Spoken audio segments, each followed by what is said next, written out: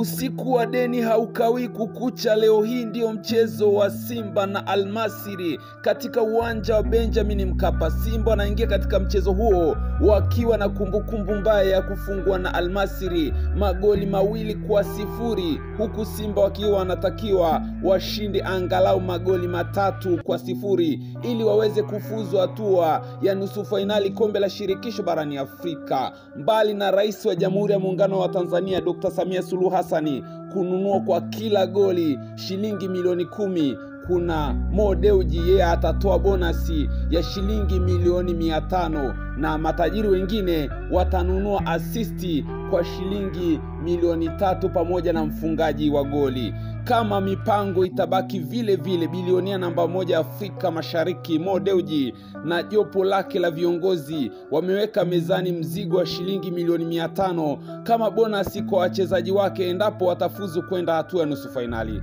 Kama itoshi, matajiri wengine wamejipanga na kutangaza wachezaji kwamba kila asisti itayotengeneza bao kwenye ushindi huo na wakafuzu itanunuliwa kwa shilingi milioni 3, lakini mfungaji wa bao naye atapata kiasi hicho hicho. Hesabu zao ziko hapa, ni kutaka kuona makosa ya kunyimana pasi kama ambavyo ilivyoonekana kwenye mchezo wa kwanza hayajirudi kwenye mechi ya leo, ambapo Simba atashuka dimbani dhidi ya Al-Masry katika uwanja wa Benjamin Mkapa. Lakini kuna matajiri wengine wametangaza kwamba mchezaji ambaye atafunga goli la kuivusha, goli la maamuzi leo hii kwa Simba atajengewa nyumba bure. Je, ni nini kitatokea leo hii mara baada ya mchezo huo? Simba atafuzu kwenda hatua ya nusu fainali, hatua ambayo amekuwa akiota kwa misimu mingi. Je, Simba ataweza kufua dafu? Ni swala la muda na kusubiri kuona.